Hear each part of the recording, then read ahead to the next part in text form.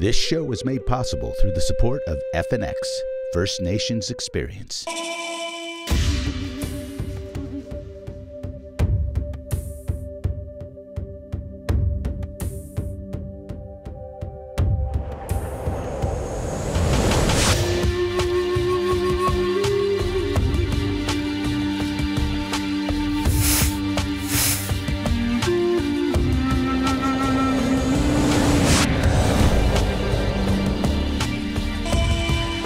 You're on native ground. I'm Bella Lungi of the Assiniboine Sioux and Mandan Nation. And I'm Daniel Herrera of the Miwok Nation. Welcome to our original series. We have a great show lined up for you today. In today's episode, senior reporter Maddie Eatis interviews Mrs. Utah Globe in Park City, Utah. And we will join lead actor and director of the film To the Bone at the Slam Dance Film Festival. We'll also spend time with Tia Owers-Peters of the Global Women's Indigenous Caucus.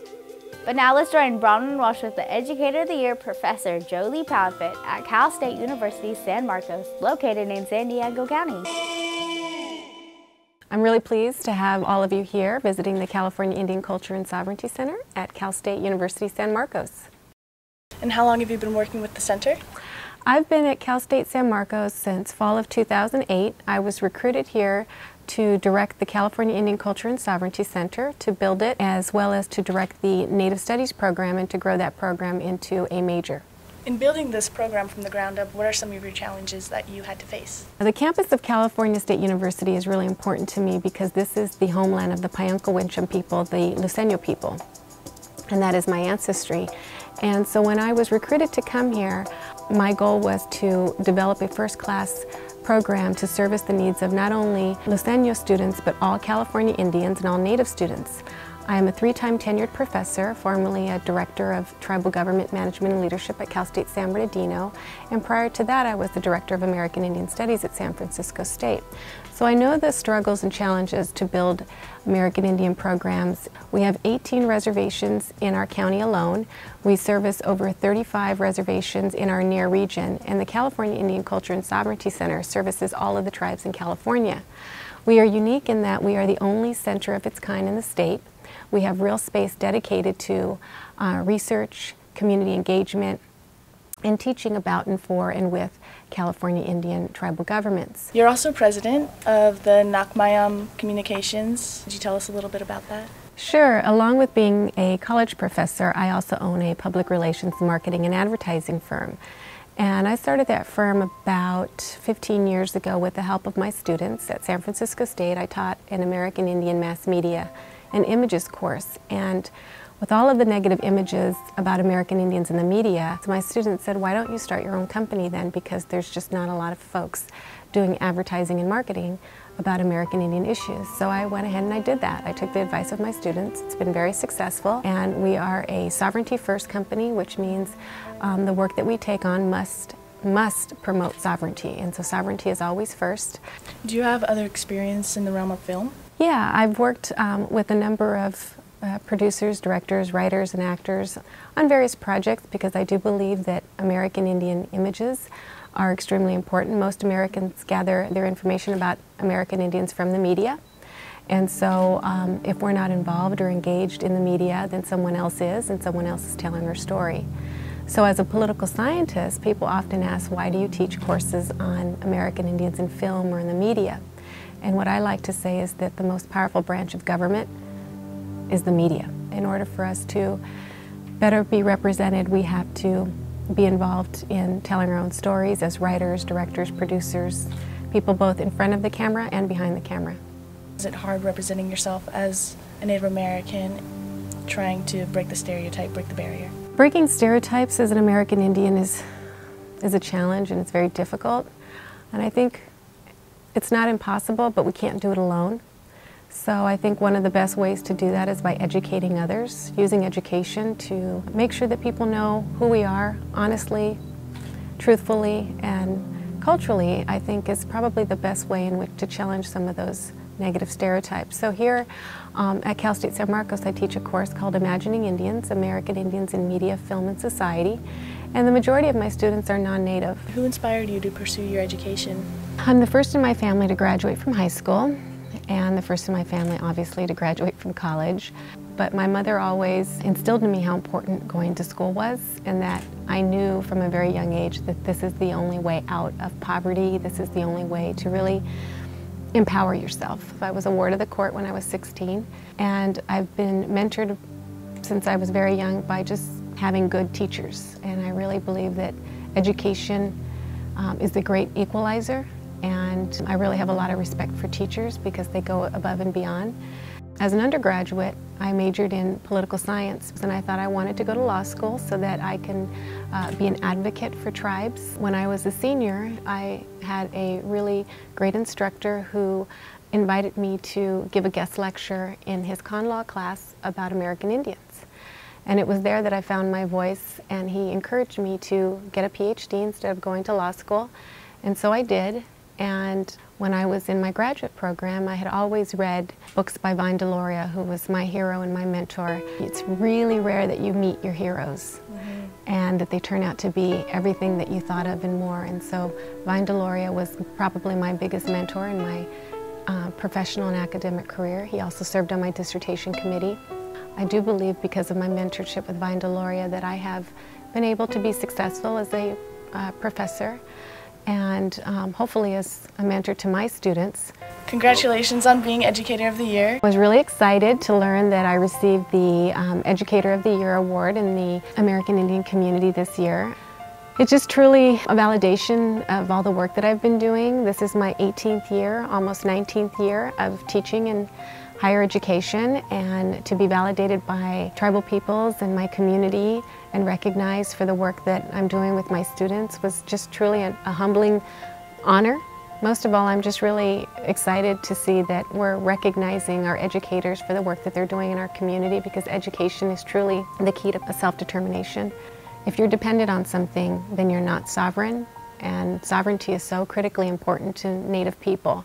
And the only way we can truly be sovereign is by freeing our minds and educating ourselves, that no one can take away our cultural knowledge and no one can take away our academic knowledge. Before we close, would you tell us about your role with the Native American Caucus? Yes, I've been actively engaged with the Native American Caucus with the California Democratic Party for about 15 years now. I actually just won re-election to the position of vice chair last Friday. The Native American Caucus was the first caucus in the Democratic Party in the United States. The Native American Caucus is an opportunity for American Indians to engage in the political process, both at the state, local, and national levels.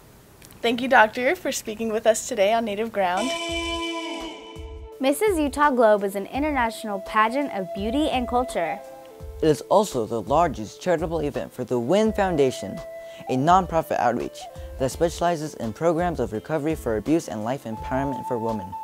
Maddie Etis was fortunate enough to run into the energetic and ambitious Maureen Mink, a member of the Navajo Nation. Now here is Mrs. Utah Globe 2010.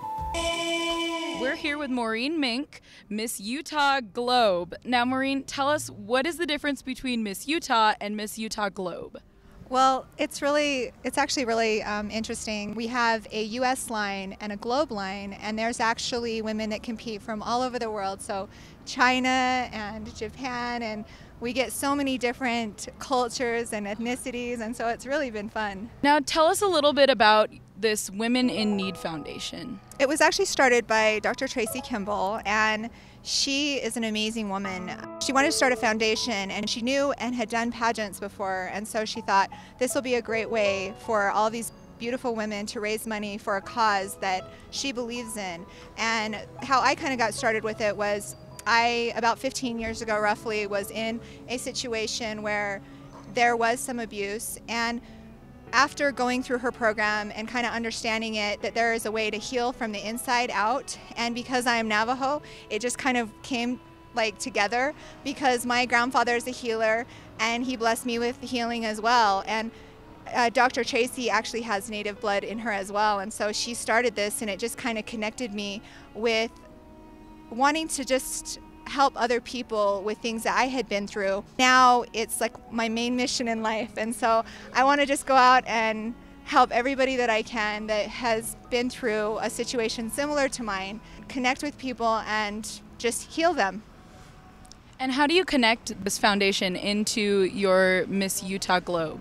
it is the foundation, and WIN is the foundation. And actually, if you go on missglobe.com, you'll see all the different title holders, and we all have the same purpose, which is so beautiful. So the nice thing about Dr. Tracy's foundation is you've got women from not just all over the U.S., but all over the world that are helping with the exact same thing, which is abuse with children and also abuse with women. And it's been interesting. She has these classes, and I've known them to even help men. Can you tell us about where you grew up and what are your clans? Yes, I would love to. Mine are Edgewater. I went to Sejotso Middle School in Fort Defiance, New Mexico, and I also went to Winter Rock, Arizona. And it's so amazing because my father, he actually worked for the Navajo Reservation for economic development. And as a little girl, he would show me all of the beautiful land and the meanings of what it was to be Native. And I have that. And anywhere I go, he said, you never have to feel alone because you are the land and you're part of it. And so anytime that you feel scared or you feel afraid, all you have to do is look up at the stars. All you have to do is look up at the tree, and that is you. That is who we are. Do you think that your Native heritage has helped you out through this Miss Utah Globe competition? Oh, definitely. I mean, you get these questions and they ask you all kinds of different lines of, okay, where do you come from and who are you? And it's amazing. You know, I don't ever have a problem with understanding and knowing who I am and where I come from because of my father. So, and also because of my beautiful mother. I can't forget her. Can you offer any advice to young Native people out there about how to get into your foundation or how to get involved with pageants or anything to kind of better themselves? Absolutely. You know, what I like to tell little girls that come up to me is I say follow your dreams and follow your heart, and don't try to be like anyone else because you are perfect just the way you are. And if you stay true to who you are, then that's going to get you the furthest. Growing up, did you ever imagine that you would be standing here in beautiful Park City with this gorgeous crown that is just sparkling in the sunshine and this awesome sash that says you are Miss Utah Globe? Absolutely not. You know, no. You know, you play as a little girl and you play Barbies and you think, oh yeah, I'm a queen, but no, I am extremely humbled by the opportunity to represent Utah and represent the women of Utah, and I'm just going to do the best job that I can. So what's next on the road to competition? Where are you headed? I'm headed to Palm Springs, August 1st. You can go to missglobe.com and click on the contestants and go on Mrs. Utah, and you guys can vote for me. And all the money goes to the foundation, so it's for a good cause. Thank you so much, Maureen. To the Bone is a coming-of-age story about a preteen migrant farm worker who attempts to defy her father and rebel against the status quo. The result presents unintended consequences for herself and her family. The story is inspired by true events in the lives of child migrant farm workers in California. Only 55% of child migrant farm workers will graduate high school. At the Slam Dance Film Festival, held in Park City, Utah, the ONG team was fortunate to interview the director and the young star of the film. Let's listen to director Erin Lee and her featured actor Naomi Filiu on what inspired the film and her performance. We are here with Miss Naomi. How are you, Naomi? Hola, ¿cómo estás? Oh, wow. So what tribe are you? What ethnicity? I'm Puerto Rican. My mom's Guatemalan, so I'm 50-50. 50-50? Yeah. Okay, so where do you go to school? I go to school in, like, Lawndale, South Bay area. Jane Addams, yes. So what grade are you? I'm in 8th grade. In 8th grade. So let's go into your role with the movie. The story kind of takes place around my character and the decision, the great big decision that she makes. It was cool kind of trying to get in her position and, like, get into her angry state and, like, make that big decision. How were those angry states? In the movie, she is, in the short, she's kind of, like, angry towards her father, and I live through that because it's just me and my mom. So it was really easy to connect to that little part of herself. What was it like working with Marco, your co-star? He was just, like, really energetic and, like, yeah, so it was really easy. And I have a lot of godbrothers, and I'm the only girl in the family, so it was kind of was really easy to work with him. Do your parents support your role here? In what ways do they support you? Well, my grandparents, they are amazing with this. My grandma actually bought me the ticket to come here. And then my mom, she's just a companion. Like, she always comes everywhere. She takes me to all my auditions and stuff. So they're really supportive. Auditioning for the role, was it a challenge for you? Were you excited? I don't want to say like in a snotty way, but nothing's really a challenge because I trust myself and I trust my universe, and everything happens for a reason. So it was really easy actually because It should be easy. yeah, You're a very charismatic girl, Oh, so thank easy you. to get along with. Oh, thank you. You'll do great here. You will do great here. This is your world. Thank you. So we have Erin. We're gonna come sit her down and then. Hi, Erin. Here's Erin, director of the film. Tell us how it went. I'm really proud of the film. The cast and crew worked really hard. The shooting conditions were pretty tough. It hardly rains in Los Angeles, but this was like a torrential downpour. So we actually had to change the script last minute, and the cast and crew just really rolled with the punches. So they were all amazing. Have you ever worked with youth before? I have actually. I love working with kids. Yeah, it was just really fun, and Naomi was amazing because this was her first narrative film, and she was really brave, and because it's a very heavy topic, so I'm really proud of her. The symbolism in your film, fighting for change, defeating the status quo as a young person, very young person. Yeah. How would you describe that in your own terms? I think personally, any type of injustice really makes me angry. And when I saw this article about child migrant farm workers and the fact that they're losing a right to their education, it made me really angry. And I wanted to tell this story because a lot of us don't think about, the food we eat, where it comes from, where this apple that we get from the grocery store, it might have been a kid who picked the fruit, What reaction do you expect from the audience or that you hope to accomplish? It's gotten a really good reaction from audiences in that they have responded to the film and they have said, oh, I had no idea that kids were allowed to work on farms legally in the United States. So I think it's good that they're reacting like that. And right now the laws for kids working in agriculture are not on par at all with the laws protecting children in other industries such as entertainment. They all have laws that limit the hours that children can work outside of school. But in agriculture, it's unlimited. Children have no protection there whatsoever. Tia Oros Peters has been working for the 7th Generation Fund for 20 years. She earned a Bachelor of Arts in Law and Society from UC Santa Barbara and an MFA in Creative Writing from Antioch University, Los Angeles. On Native Ground was able to speak with Tia about the work she has been involved with in the Global Indigenous Women's Caucus. Let's meet Executive Director Tia Oros Peters and hear about the amazing work she's been doing at the United Nations. Hi Tia, could you tell us a little bit about your work? The Global Indigenous Women's Caucus, it's a global platform for Indigenous women leaders to come together from around the world to develop collective work to advance the United Nations. So we come together every year, and we've been convening it for about 12 years. And we'll bring Indigenous women from Africa and from Asia, from Latin America, North America, from the Pacific and the Arctic to come together to develop sisterhood, to build solidarity, to understand our realities, to share concerns, to witness firsthand from each other what our lives are like. From there, we build a collective platform and move it through the United Nations Permanent Forum on Indigenous Issues. There's a quote I like to use, Gandhi. First, they ignore you, then they laugh at you, then they fight you, and then you win. And that's been the reality for the Indigenous Women's Caucus. Even our own Indigenous brothers really ignored us and laughed at us early.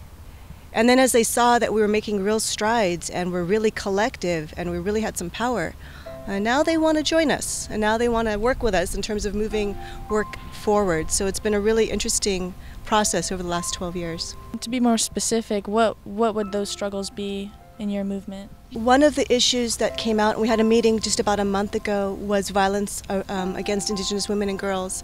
As you probably know, we're the most exploited and vulnerable group in the world. So whether it's here in North America, whether it's in Africa, whether it's in Asia, we're the most targeted population, for exploitation, for violence, for rape, for slavery, for very many different kinds of exploitation, for labor exploitation.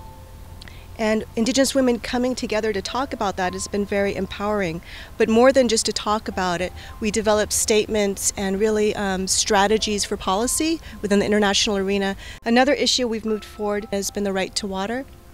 Indigenous women around the world struggle the most with the issue of water in terms of our own families. Some of our Indigenous sisters, even here in North America, certainly are hauling water. But in the global South, we're looking at Indigenous women and girls, some of them very young, having to walk 5 or 10 miles a day for 1 bucket of water. And they risk their lives to do so. They risk rape, they risk death, they risk mutilation for a bucket of water. So we've moved that. We've moved that forward. No. I wouldn't have heard them if I didn't have this emotion, right? Or I don't think we should be always masking our emotion. You know, I think in Western society, Western culture, we shouldn't laugh too loudly. We shouldn't show that we cry. We shouldn't be concerned about each other. In the work that the 7th Generation Fund does, we've been really in a uniquely privileged position to hear firsthand, experience firsthand the most amazing, beautiful things that have ever happened for our people. We've also experienced some of the most horrific and heard firsthand about torture of our brothers and sisters in Guatemala, or about women and girls being raped for a bucket of water. So I think we shouldn't always be afraid. If we can't experience and recognize our own humanity and our connection with that, so we would be like cardboard people pushing paper, right? We wouldn't be on the front lines. We wouldn't be moving actual, real agendas that change people's lives. It's hard. Sometimes it's hard. It's really hard. But I wouldn't be doing this if it were easy.